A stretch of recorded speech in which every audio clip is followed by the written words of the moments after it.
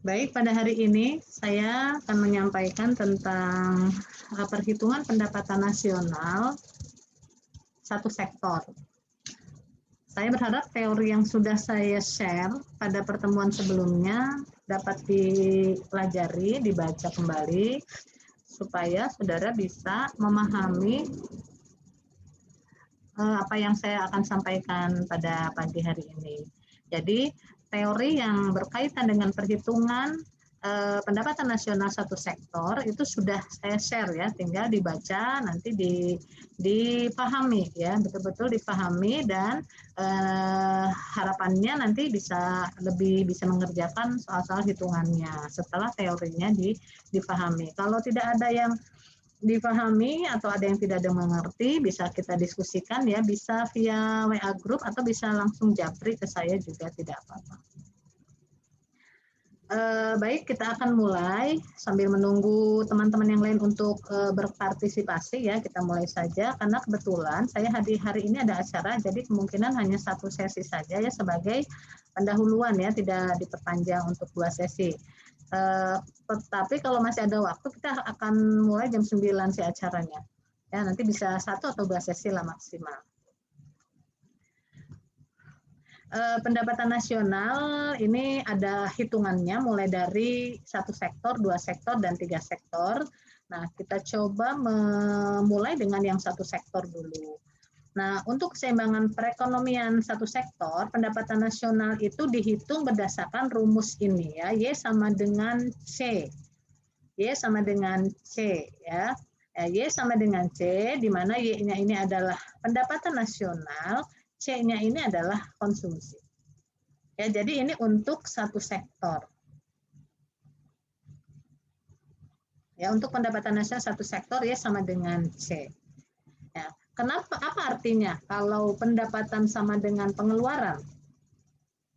Pendapatan sama dengan pengeluaran ini artinya seluruh pendapatannya itu habis untuk dikonsumsi. Ya, tidak ada tersisa ya untuk ditabung. Nah, kemudian ada satu rumus lagi, yaitu Y sama dengan C plus S. Yang ini, Y sama dengan C plus S. Apa artinya? Ya, Y sama dengan C plus S artinya tidak semua pendapatannya itu habis untuk dikonsumsi, tetapi ada sebagian yang bisa ditabung. Ya, ya dinyatakan dengan fungsi saving. S ini adalah notasi untuk tabungan. Ya, jadi Y sama dengan C plus S artinya Y sama dengan pendapatan nasional, C adalah konsumsi, S ini adalah saving. Jadi pendapatannya ini pendapatan seseorang ya yang akan dihitung menjadi bagian dari pendapatan nasional ini adalah ya pendapatan seseorang ini adalah penjumlahan dari konsumsi dan tabungan. Pendapatan yang digunakan untuk konsumsi dan ada sebagian yang bisa ditabung ya sebagai tabungan. Jadi ada 2 jenis berarti ya, pendapatan itu ada yang habis semuanya untuk dikonsumsi, ini mungkin yang memang pas-pasan ya, tidak ada kelebihannya. Nah, yang kedua yang ada kelebihan dari pendapatan sehingga tidak semuanya dikonsumsi, ya bisa ditabung ya, sehingga di sini rumusnya menjadi Y sama dengan C plus S. Nah, sekarang akan diurai dulu ya tentang fungsi konsumsinya. Nah, fungsi konsumsi ini ada 2 macam. Yang pertama adalah konsumsi otonom atau autonomous consumption. Nah, biasa disimbolkan dengan CO ya atau A. Ya, CO ini singkatan dari konsumsi otonom ya, autonomous consumption atau A, yaitu tingkat konsumsi yang tidak dipengaruhi oleh pendapatan. Ya, kadang-kadang ada pendapatan yang mau besar mau kecil tingkat konsumsinya ya tetap saja ya. Atau pendapatan yang terjadi atau konsumsi yang terjadi pada saat tidak punya pendapatan. Itu disebut autonomous consumption. Ketika seseorang tidak punya pendapatan, ia tetap harus mengkonsumsi ya, bukan berarti tidak punya pendapatan terus tidak makan ya, tetapi tetap harus melakukan fungsi konsumsi. Bagaimana caranya? Ya misalnya dengan mengambil tabungannya. Ya, ketika seseorang tidak punya pendapatan, sementara ada tabungan, ya tabungannya bisa diambil dulu ya untuk memenuhi konsumsinya. Nah, begitu. Kemudian yang jenis kedua adalah konsumsi yang disebut dengan konsumsi yang terpengaruh atau marginal propensity to consume. Ya, biasa disingkat dengan MPC ya. M ini marginal propensity, P-nya C ini konsumsi. Jadi marginal propensity to consume ini biasa juga diberikan simbol B. Ya, kalau autonomous consumption ini A, B-nya ini adalah konsumsi yang terpengaruh. Yang dimaksud dengan konsumsi terpengaruh adalah konsumsi yang dipengaruhi oleh besarnya pendapatan. Ya, atau kita definisikan sebagai kecenderungan mengkonsumsi masyarakat yang dipengaruhi oleh pendapatan. Artinya apa? Jika pendapatannya naik, maka tingkat konsumsinya berubah menjadi meningkat. Sebaliknya, ketika pendapatan seseorang turun, maka konsumsinya juga akan berkurang ya, tentu menyesuaikan dengan pendapatan. Dan ini memang yang terjadi di masyarakat kita ya, ketika seseorang misalnya tidak bekerja lagi karena di PHK, ya tentunya harus menyesuaikan pengeluaran-pengeluarannya dengan besarnya pendapatan yang diterima. Kalau tidak nanti bisa defisit anggaran. Nah, jadi ada dua konsumsi. Yang pertama adalah konsumsi otonom, disimbolkan dengan A, dan marginal propensity to consume ini biasanya simbolnya adalah B. Ya, sehingga fungsi konsumsi ini bisa kita rangkaikan ya menjadi rumus seperti ini. Ya, C sama dengan, nah ini CO ditambah MPC kali Y. Ya, CO ini adalah autonomous consumption atau konsumsi pada saat tidak punya pendapatan, dan MPCY ini adalah kecenderungan mengkonsumsi yang dipengaruhi oleh pendapatannya. Ini pendapatan. Atau kita bisa tulis seperti ini, fungsi C ini adalah A plus BY. A-nya ini adalah konsumsi otonom, B-nya ini adalah MPC-nya tadi, dan Y ini adalah pendapatannya. Ya, karena pendapatan yang ini adalah pendapatan konsumsi yang dipengaruhi oleh pendapatan, sedangkan konsumsi yang ini A ini adalah yang tidak dipengaruhi oleh pendapatan. Ya, kemudian kita lanjut ke fungsi saving. Ya, fungsi saving ini adalah ada tabungan ya dari selisih pendapatan yang tidak habis untuk dikonsumsi. Nah, dalam aktivitas menabung juga kita menemukan adanya kecenderungan untuk menabung yang kita sebut dengan marginal propensity to save.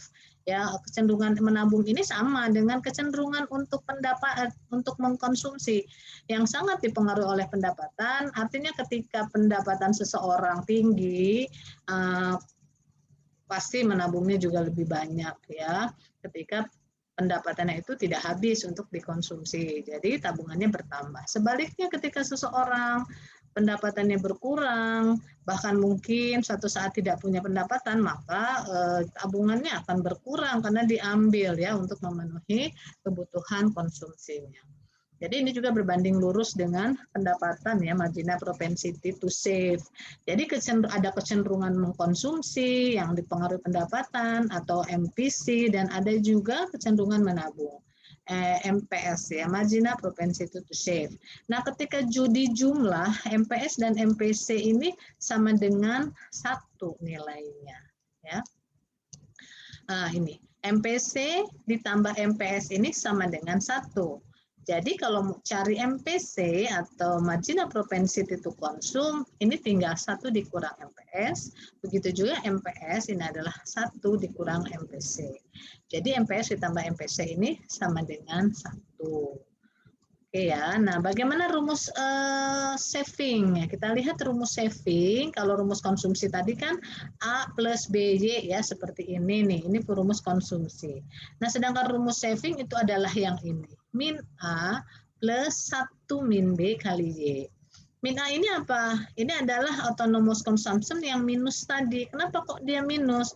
Karena asumsinya, pengertiannya, ketika seseorang tidak punya pendapatan, tabungannya negatif. Kenapa tabungannya negatif? Ya kecenderungannya adalah negatif karena diambil untuk mengkonsumsi ketika seseorang tidak punya pendapatan. Makanya fungsi saving di intercept-nya ini min A ya. Kalau konsumsi itu kan A ya, kalau saving ini min A. Pengertiannya tadi, untuk menutupi kebutuhan mengkonsumsi seseorang ketika tidak punya pendapatan. Nah, ini apa 1 min B ini adalah MPS. Ya, B ini kan MPC. Jadi 1 min B ini MPS. Nah, seperti rumus ini. Ya, ini adalah MPS. Jadi S sama dengan min A ditambah MPS kali Y. Kalau C itu adalah C sama dengan A plus MPC kali Y, atau C sama dengan A plus BY. Ya, coba rumus 2 ini diperhatikan ya, di highlight ya, lebih diperhatikan betul dibanding dengan mungkin teori yang lain ya. Karena dalam perhitungan ini selalu ada. Ada fungsi konsumsi, ada fungsi saving. Itu dulu ya untuk pagi ini. Nah, baik, kita lanjut sekarang pada keseimbangannya seperti apa. Untuk satu sektor ya, kita lihat perhitungannya, ini cukup sederhana. Kalau kita ambil contoh, nih nomor 1 misalnya, dalam suatu masyarakat yang masih berusaha untuk keperluan sendiri bila sedang tidak punya pendapatan akan mengambil tabungan sebanyak 100 ya, 100 unit uang. Ya, ini artinya bisa rupiah, bisa dolar ya, hanya alat ukur saja. Sedangkan jika punya pendapatan, mereka akan membelanjakannya untuk konsumsi sebesar 80% dari pendapatannya. Nah, kalau kita membaca soal ini artinya apa? Artinya, ketika seseorang tidak punya pendapatan, dia akan mengambil tabungan sebesar 100. Nah, 100 ini adalah autonomous consumption, ya. 100 ini adalah A atau min A, ya. Nah, ini A. Oke, kemudian jika seseorang punya pendapatan, mereka akan membelanjakannya untuk konsumsi sebesar 80% dari pendapatannya. Nah, ini apa ini? 80% ini adalah kecenderungan untuk mengkonsumsi, yaitu MPC. Ya. Nah, pertanyaan untuk soal ini adalah yang pertama, berapa unit uang yang diperlukan agar masyarakat tersebut memperoleh keseimbangan pendapatan? Kemudian gambarkan keseimbangan tersebut. Nah, baik, kita lihat jawabannya. Nah, tadi sebagaimana saya sampaikan dalam soal ini diketahui adalah A ya sebesar 100, MPC-nya 0,8 ya, marginal propensity to consume atau kecenderungan mengkonsumsinya adalah 0,8. Nah, pertanyaan yang pertama kita jawab dulu, yaitu ditanyakan tentang keseimbangan pendapatannya. Y sama dengan C ya, rumusnya untuk satu sektor, ingat ya, kita belum masuk ke 2 sektor, masih satu sektor. Y sama dengan C. Nah, C ini kita rubah dengan rumusnya A plus BY. Ya, Y sama dengan A plus BY, di mana A-nya kita masukkan di input angkanya 100 untuk A, dan MPC-nya 0,8Y. Ya, sehingga nah, Y sama dengan Y sama dengan 100 plus 0,8Y, lalu ini penyelesaian matematika biasa, Y-nya dipindahkan ya, yang ini 0,8Y ini ke ruas kiri, menjadi Y min 0,8Y sama dengan 100. Ya, Y min 0,8Y itu adalah 0,2Y sama dengan 100, sehingga Y-nya 100 dibagi 0,2 atau Y-nya adalah 500. Jadi 500 ini merupakan keseimbangan pada perekonomian satu sektor. Ini ya cara perhitungan yang pertama. Cukup mudah ya. Nah, baik. Pertanyaan kedua ini diminta untuk menggambarkan kondisi soal ini. Kita gambarkan ada grafik yang terdiri dari ini ada sumbu vertikal ya. Ini untuk C, untuk pengeluaran ya. Nah, Y ini adalah pendapatan. Jadi yang horizontalnya pendapatan, yang vertikalnya adalah konsumsi, bisa saving ya di sini. Yang ini aja, yang horizontal ini saja. Sementara untuk vertikal ini bisa C, bisa S. Ya, baik. Pertama yang digambarkan adalah ini. Ya, ini adalah garis keseimbangan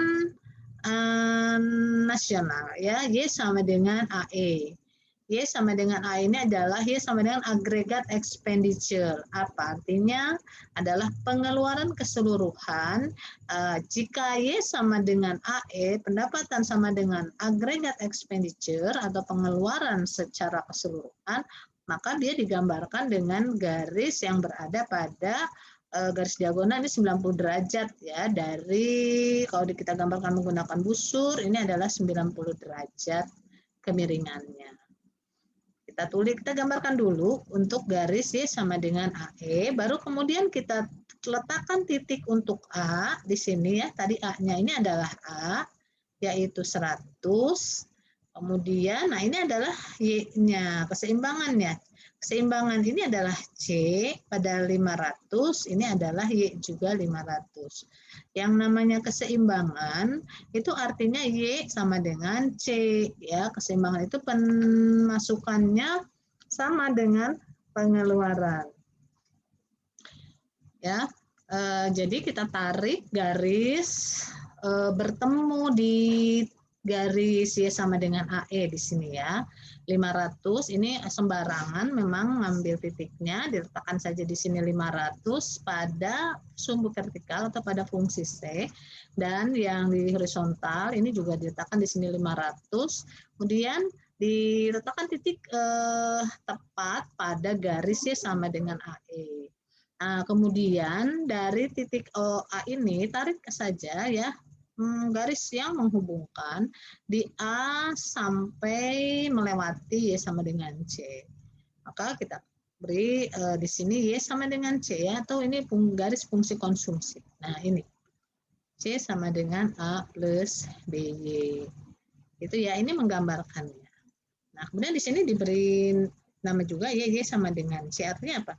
Pada titik ini 500 ini tepat di sini, ini adalah Y sama dengan C. Oke, kita lanjut ya soal yang kedua.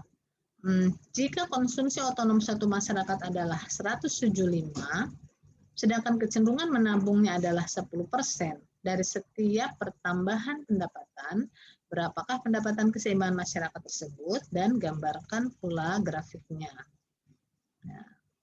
Nah, dari soal ini kita bisa melihat ya, ini diketahui konsumsi otonom atau A atau CO ini 175. Lalu kecenderungan menabung, apa tadi namanya MPS ya, marginal propensity to save, ini adalah 10% dari setiap tambahan pendapatannya. Jadi yang diketahui adalah A 175 dan MPS-nya 0,1. Nah, pertanyaannya adalah berapakah ya, atau hitunglah pendapatan keseimbangannya. Nah, rumusnya diingat lagi tadi Y sama dengan C ya.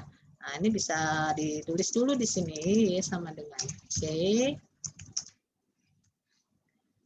Nah, kemudian diuraikan fungsi konsumsinya A plus BY.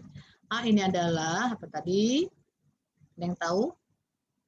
Autonomous consumption, B-nya adalah MPC ya, atau MPC ya kalau bahasa Indonesia-nya. MPC ini adalah B. Nah, ada tidak diketahui MPC-nya? Tidak diketahui, diketahuinya adalah MPS. Maka harus cari dulu ya, MPC-nya itu adalah 1 min MPS. Jadi 1 min 0,1. Kenapa? Karena diketahui dalam soal adalah MPS. Ya, MPS-nya tidak diketahui. Jadi saudara harus cari dulu MPC-nya, yaitu 1 min MPS ya, sehingga MPC-nya adalah 1 min 0,1 yaitu 0,9. Ya, lalu dimasukkan dalam persamaan kembali ya, keseimbangan satu sektor Y sama dengan C. Nah, ini C-nya 175 ditambah 0,9 Y. Ya, sama seperti cara sebelumnya, dipindahkan 0,9 Y-nya ke ruas kiri sehingga menjadi Y min 0,9 Y sama dengan 175. Dan Y min 0,9 Y ini 0,1 Y sama dengan 175. Y-nya 175 dibagi 0,1, jadi Y-nya 1750. Ya, penyelesaiannya dengan penyelesaian matematika biasa ya. Kalau ada yang kurang difahami, boleh ditanyakan. Nah, ini untuk gambar dari keseimbangan satu sektor. Ya, seperti tadi dijelaskan, ada grafik ya yang digambarkan di sini. Pertama, saudara tentukan dulu. Nah, ini ya gambar fungsi dari Y sama dengan AE. grafik fungsinya ini yang 90 derajat, kemudian ada fungsi konsumsi dan fungsi pendapatan. Saudara letakkan A-nya di sini tadi diketahui 175. Kemudian keseimbangannya, ya tentukan saja C-nya 1750, Y-nya juga 1750. Ya, kemudian tarik. Terputus-putus ini boleh terputus-putus ya garisnya di sini. Ya, menyentuh Y sama dengan AE di sini ya. Lalu tarik dari A melewati titik pertemuan Y sama dengan C ini. Ya, lalu kita kasih nama garisnya ini adalah Y sama dengan C atau C sama dengan A plus B. Oke ya, sampai sini semoga sudah dipahami. Kita lanjutkan lagi, ada contoh soal yang lain. Ada yang mau bertanya dulu tidak? Ibu persilakan jika ada yang ingin bertanya.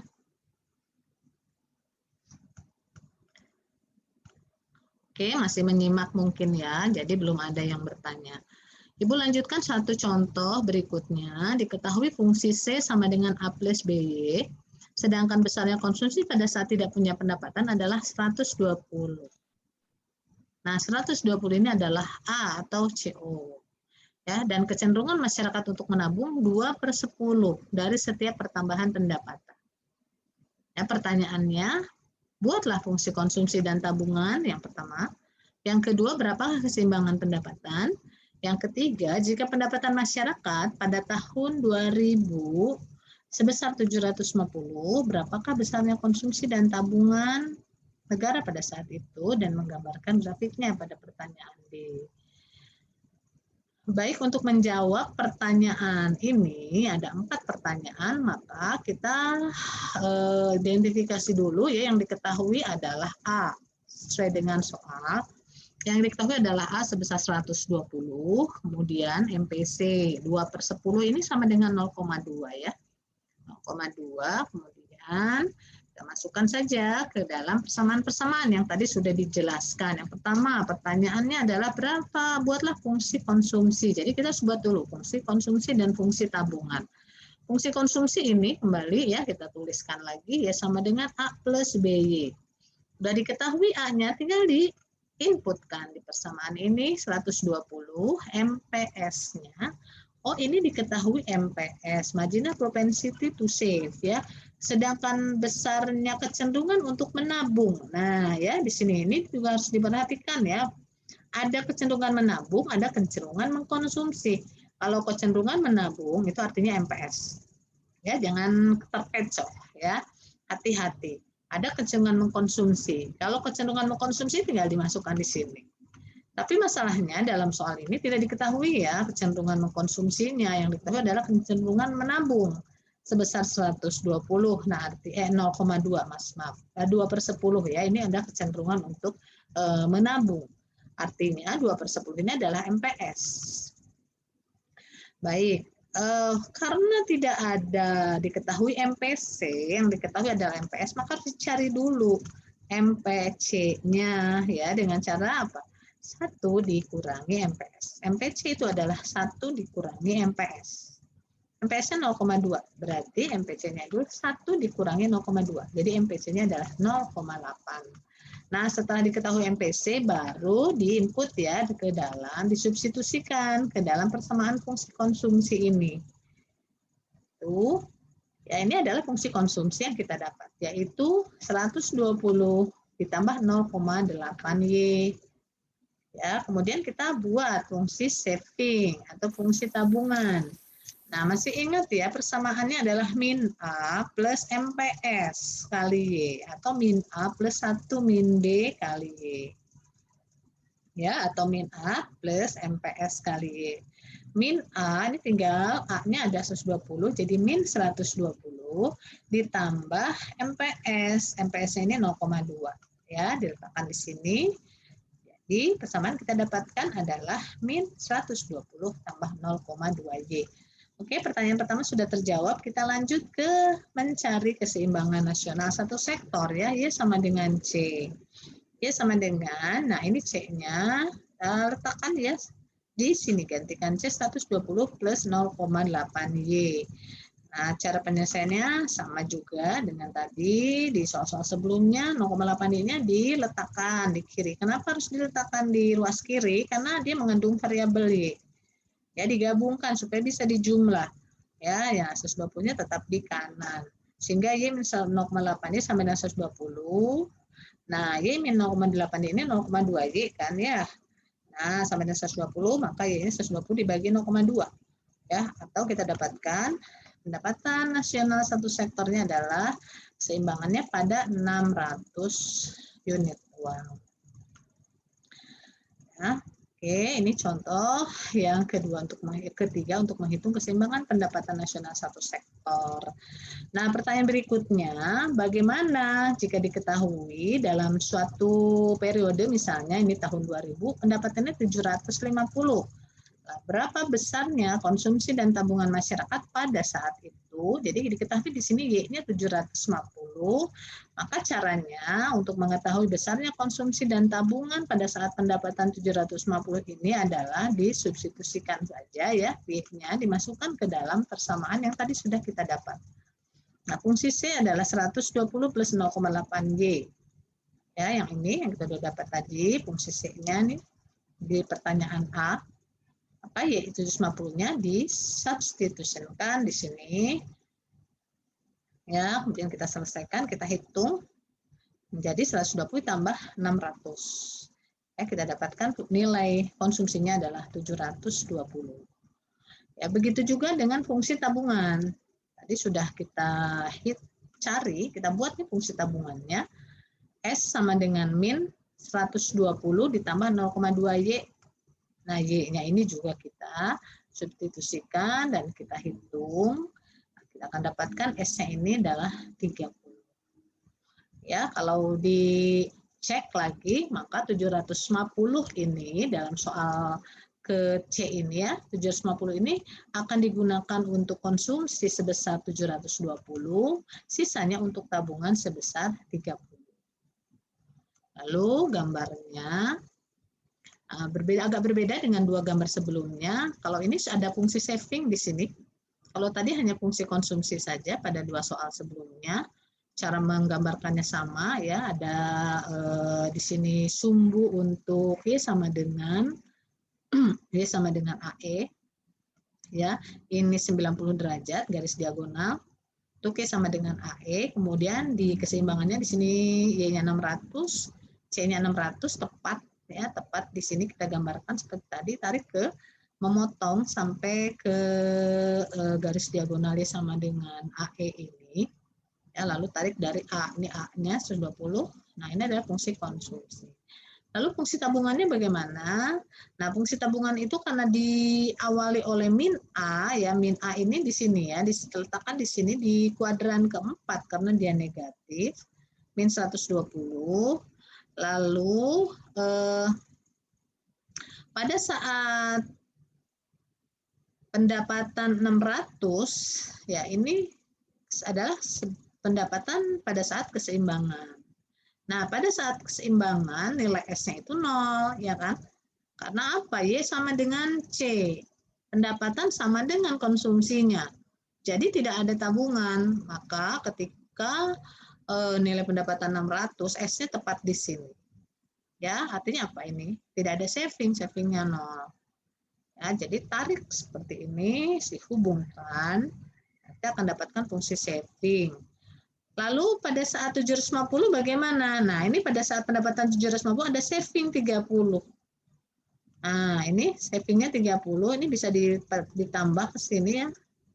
Maaf, ini gambarnya kurang sempurna. Nah, terputus.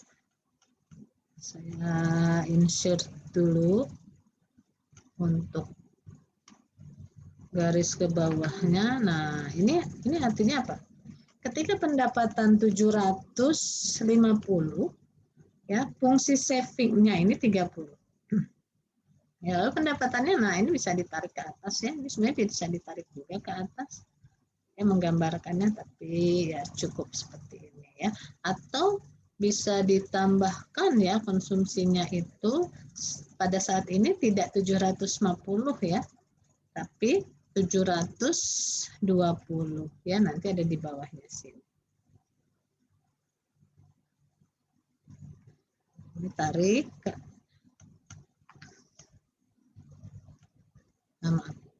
Nah, ini sudah habis waktunya ya, jadi saya agak. Nah, ini tarik ke atas. Nah, di sini ini tidak, ini adalah 720. Saya mudah-mudahan keburu nih, sudah mau habis. Nah, segini ya. Ini adalah 720. Oke. Baik. Masih ada contoh yang keempat. Nah, ini sudah 2 sektor ya. Jadi cukup nih ya untuk 1 sektor, nanti Ibu kasih latihan soal. Kita lanjutkan lagi minggu depan. Latihan soalnya dikerjakan ya. Kerjakan. Nanti kita bahas lagi di minggu depan. Ada pertanyaan? Silakan. Kalau ada pertanyaan, dipersilakan. Bu, maaf saya mau bertanya, Bu. Silakan. Ini berarti dijadikan tugas atau gimana, Bu? Enggak, belum. Ya, ini contoh aja, tapi harus dikerjakan meskipun belum tugas, bukan tugas ya. Oh iya. Ya, nanti Ibu soalnya Ibu kirim di LMS ya, jadi saudara absen di LMS, dicoba ya. Ini latihan masih sangat sederhana nih.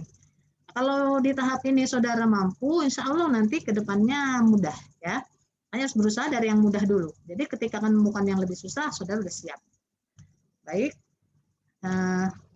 Ibu rasa sudah cukup ya untuk pertemuan hari ini. Kita lanjut LMS, absen, dan saya akan siapkan tugas. Materi ini sudah dikirim.